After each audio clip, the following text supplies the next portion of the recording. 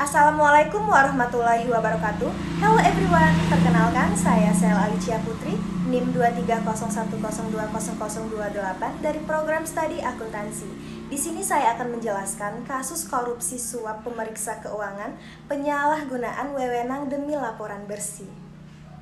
Latar belakang. Kasus korupsi yang melibatkan pemeriksa keuangan dari Badan Pemeriksa Keuangan atau BPK menjadi sorotan publik karena menyentuh langsung lembaga yang seharusnya menjaga integritas dan akuntabilitas keuangan negara.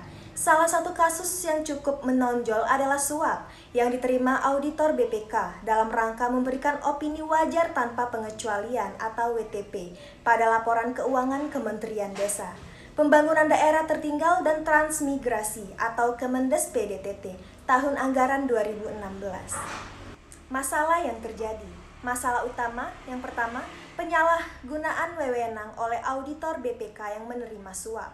Yang kedua, manipulasi opini audit atau WTP agar laporan keuangan tampak bersih meski bermasalah. Yang ketiga, korupsi sistemik, melibatkan pejabat dari dua lembaga negara. Yang keempat, lemahnya pengawasan internal, tidak mampu mendeteksi dan mencegah suap. Yang kelima, kerusakan akuntabilitas publik karena laporan keuangan jadi tidak bisa dipercaya. Yang terakhir, keenam, pencitraan berlebihan terhadap opini WTP, mendorong tindakan tidak etis. Modus operandi. Modus utama dalam kasus ini adalah pemberian suap oleh pejabat di Kemendes PDTT kepada auditor BPK agar laporan keuangan kementerian tersebut mendapatkan opini WTP. Uang suap diberikan dalam bentuk tunai secara bertahap dan disamarkan sebagai uang koordinasi atau uang lelah. Suap ini tidak hanya sebagai bentuk imbal jasa, tetapi juga sebagai insentif agar auditor tidak mengungkap berbagai temuan penyimpangan dalam laporan keuangan kementerian. Pihak yang terlibat, yang pertama Ali Sadri, auditor BPK yang menerima suap. Yang kedua Rohmadi Saptogiri, pejabat tinggi di BPK juga turut menerima bagian dari uang suap. Yang ketiga Sugito, Inspektur Jenderal Kemendes PDTT sebagai perantara dalam pemberian uang suap. Yang keempat Jarod Budi Prabowo, Sekretaris Inspektorat Jenderal Kemendes PDTT. Motif dan tujuan. Motif utama dari tindakan suap ini adalah keinginan Kemendes PDTT untuk mendapatkan opini WTP dari BPK.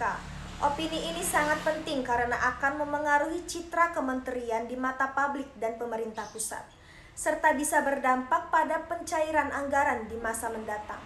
Bagi oknum BPK, suap menjadi cara instan mendapatkan keuntungan finansial, meskipun mengorbankan prinsip dan etika profesi. Proses hukum dan keputusan. Kasus ini berhasil diungkap oleh Komisi Pemberantas Korupsi atau KPK melalui Operasi Tangkap Tangan atau OTT pada Mei 2017. Dalam proses persidangan, Ali Sadi divonis 6 tahun penjara dan denda 200 juta. Rohmadi Saptogiri divonis 7 tahun penjara dan denda 300 juta. Sugito dan Jarod Budi Prabowo juga diproses secara hukum dengan dakwaan memberi suap kepada penyelenggara negara. Majelis hakim menyatakan bahwa para terdakwa terbukti secara sah dan meyakinkan melakukan tindakan pidana korupsi berupa pemberian dan penerimaan suap, sebagaimana diatur dalam Undang-Undang Nomor 31 Tahun 1999 tentang pemberantas tindak pidana korupsi. Kesimpulan. Kasus ini menjadi contoh nyata bagaimana oknum di lembaga yang seharusnya menjamin transparansi justru menyalahgunakan jabatannya untuk kepentingan pribadi. Ini menunjukkan pentingnya pengawasan berlapis dan integritas moral yang tinggi dalam lembaga audit negara.